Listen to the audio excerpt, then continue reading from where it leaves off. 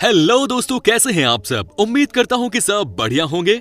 दोस्तों, आज हम आपको कुछ ऐसी वीडियोस दिखाने वाले हैं जिसे देखने के बाद आपको बहुत हंसी आने वाली है। जानते हैं क्यों? क्योंकि आज हम आपको अलग अलग देशों में होने वाली अजीबोगरीब शादी की रीति रिवाज के बारे में जो बताने वाले हैं। जी हाँ दोस्तों, यकीन मानिए कि आज का वीडियो देखकर आपको बहुत हंसी आने वाली है। तो दोस्तों, इस वीडियो को आप अंत तक जरूर देखिएगा। साथ ही दोस्तों, अगर आप हमारे चैनल पर नए हैं और चैनल को सब्सक्राइब नहीं किया है अभी तक, तो ये नेक काम भी कर ही लीजिए।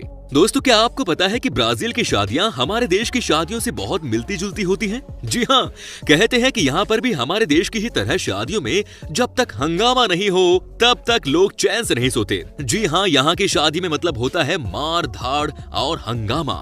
लेकिन आज जो हम आपको ब्राजील के रीति रिवाज के बारे में बताने जा रहे हैं, उसे सुनने के बाद आपके होश ही उड़ जाएंगे।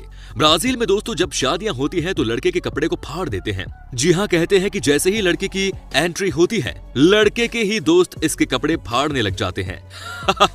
बताइए कि लड़का इतना महंगा कपड़ा पहनकर जाता है और उसे ही उसके दोस्त फाड़ देते हैं। क्या बात है। लेकिन आपको लगेगा कि ये फालतू क्यों है, तो आपको जानकर हैरानी होगी कि इसके पीछे की वजह ये है कि जब लड़के के कपड़ों को फाड़ा जाता है, उसके बाद उन्हीं कपड़ों को शादी में बेचा जाता है और जो भी पैसे इकट्ठे होते हैं, इनसे लड़के को उसकी नई दुल्हन के साथ हनीमून पर भेज दिया जाता है। क्या बात है। वैसे समझना मुश्किल है कि ये फटे हुए कपड़े खरीदता कौन है भाई। अगर इसी तरह से इनकम आती रही तो समझिए कि मैं तो कई बार शादी कर लूं। दोस्तों, अब आपको दिखाते हैं एक और ऐसे देश की तस्वीर जहां के बारे में कहा जाता है कि ये कंट्री सबसे अजीब है। जी हाँ दोस्तों, जब हमारे देश में शादी होती है तो यहाँ रौनक होती है, मौज मस्ती होती है। यहाँ पर लड़के अपने लिए कोई लड़की भी ढूंढ लेते हैं। लेकिन दोस्तों, अब हम जो आपको कहानी बताने जा रहे हैं वो है ग्रीक देश की। आपको बता दें कि इस देश में होता यूं है कि लड़की अपने जूते के नीचे शादी के दिन अपने कुंवारी दोस्तों का नाम लिखती है। जी हाँ, उसके बाद उसी जूते को पहनकर दिन भर इधर से उधर टहलती है और उसके बाद दोस्तों रात में ये चेक किया जाता है कि जूतों में किस किस का नाम अभी भी दिख रहा है और किस किस का नाम मिट गया है। तो ये है यहाँ की मान्यता। जिन लड़कियों का नाम मिट जाता है उनके बारे में कहा जाता है कि उनकी शादी बहुत जल्द होने वाली है। वहीं दोस्तों, जिनका नाम जूते में होता है उनके बारे में कहा जाता है कि अभी शादी होने में समय लगेगा। क्या बात है। अब आप ही बताइए कि ये किस तरह की बात है। हर देश के लोगों की अपनी अपनी सोच होती है। कुछ देश में तो न जाने शादी के नाम पर लोग क्या क्या कर जाते हैं। दोस्तों, जैसे कि आपको पता है कि हमारी पूरी टीम जो है वो लगातार आपके लिए मेहनत कर रही है। उम्मीद करता हूँ कि आपको ये वीडियो पसंद आया होगा। दोस्तों, कम से कम आप 30,000 लाइक इस वीडियो को दे ही सकते हैं। दोस्तों, ऐसा नहीं है कि शादी के नाम पर हमारे देश में कोई नाटक नहीं होता। आपको भी पता है कि हमारे देश में भी खूब ऐसी चीजें हैं जो कि किसी को भी चौंका सकती है। जी हाँ, हमारे देश में मांगलिक का खेल बहुत पुराना है। जी हाँ, कहते हैं कि यहाँ पर जब लड़का और लड़की दोनों ही शादी से पहले मांगलिक होते हैं तो मामला खराब हो जाता है। दोस्तों, जानते हैं ना इस कंडीशन में क्या किया जाता है?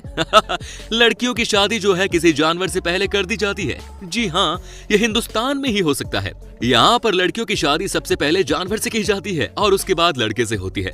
आपको बता दें कि ऐसा इसलिए होता है क्योंकि दोस्तों हमारे देश में मान्यता है कि अगर लड़की और लड़का दोनों मांगलिक है तो समझिए कि शादी में लफड़ा हो सकता है। इसीलिए अगर लड़की की शादी पहले कुत्ते से कर दी जाती है या किसी भी चीज से कर दी जाती है ताकि जो बुरा प्रभाव है वो सब के सब जानवर के ऊपर लग जाए और बाद में जो रियल पति जी होते हैं उनके साथ कोई दिक्कत ना हो। क्या बात है। लेकिन इसी मान्यता का मजाक दुनिया भर में उड़ाया जाता है। अब भाई, बात तो सही है। आप किस किस को मांगलिक के बारे में समझाते फिरेंगे।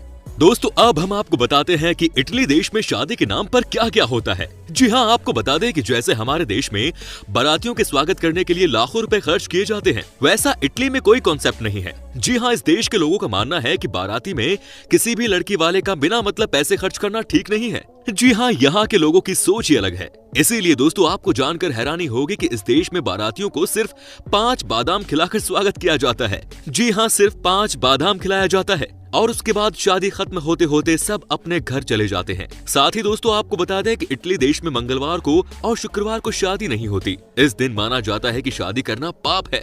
बाय द वे, इस दिन शादी वाले कपल अपना पहला हनीमून ट्रिप करने के लिए भी नहीं निकलते। क्या बात है। अब इन्हें क्या ही कहा जाएगा। दूल्हा दुल्हन को किया जाता है परेशान। ये रिवाज है फ्रांस का, जहां नए जोड़े के दोस्त रिश्तेदार आकर रात में उनके कमरे और घर के बाहर आवाज निकालना शुरू कर देते हैं। वो गाना बजाना करते हैं। उसके साथ ही साथ वहां पर जोर जोर से ड्रम भी बजाए जाते हैं। नए दूल्हा दुल्हन को घर से बाहर आकर इन्हें खाना पीना और कई मामलों में पैसे भी देने पड़ते हैं।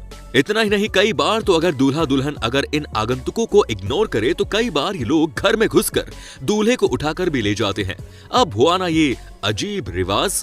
दोस्तों, अब हम आपको बताते हैं एक और ऐसी कहानी जो कि है हमारे देश की ही। जी हाँ दोस्तों, शादी में आमतौर पर दूल्हा बारात लेकर दुल्हन के घर आता है। ढेर सारी रस्में निभाई जाती हैं और ऐसे शादी संपन्न होती हैं। लेकिन गुजरात के आदिवासी बाहुल्य गांव की शादियों में दूल्हा नहीं होता। गुजरात के छोटा उदयपुर जिले में बिना किसी विरोध के बड़े ही धूमधाम से दुल्हन की शादी लड़के से नहीं लड़की से की जाती है। जी हाँ दोस्तों, यहाँ दुल्हन को लाने के लिए दूल्हा नहीं जाता, वो तो बस अपने घर में रहकर दुल्हन का इंतजार करता है। अगर लड़का घोड़ी चढ़कर मंडप में जाता है तो अशुभ माना जाता है, दाम्पत्य जीवन असफल रहता है और वंश भी नहीं बढ़ता, ऐसी मान्यता है। दूल्हे की जगह दूल्हे की कुंवारी बहन घोड़ी चढ़ती है और बारात लेकर दुल्हन के घर जाती है। दुल्हन को दूल्हे के सुपुर्द करके बहन का काम यहाँ खत्म हो जाता है। ससुराल आने के बाद दुल्हन को दूल्हे के साथ वरमाला से लेकर फेरे तक सारी रस्में दोबारा करनी होती है। कहते हैं कि शादी के लिए दूल्हे की बहन का कंवारा होना जरूरी है।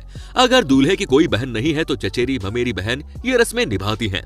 इंटरेस्टिंग है दोस्तों, है कि नहीं? एक बार तो यहाँ जाकर शादी देखना बनता है।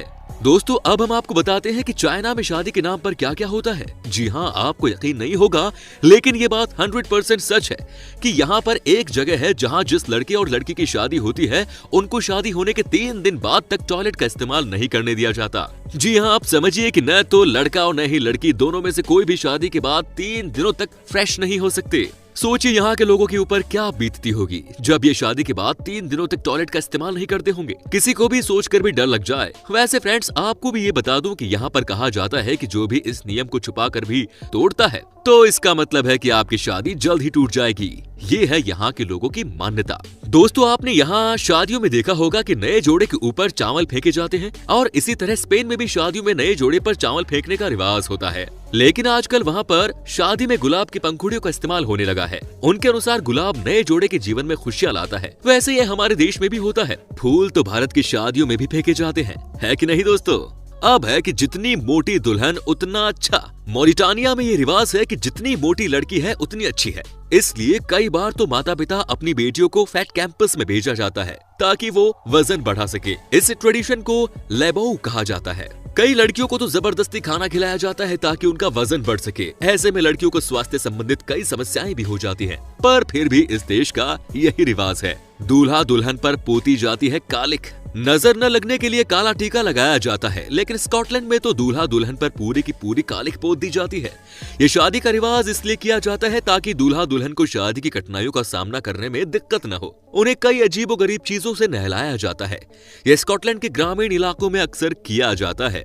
दोस्तों, बेल्जियम में विवाह के समय दुल्हन अपने साथ एक रुमाल लेकर अपने पति के घर जाती है। इस रुमाल में उसका और उसके पति का नाम धागों से कढ़ा रहता है। इसे फ्रेम करके घर में टांग दिया जाता है जब तक उस घर में किसी अन्य लड़की का विवाह नहीं हो जाता।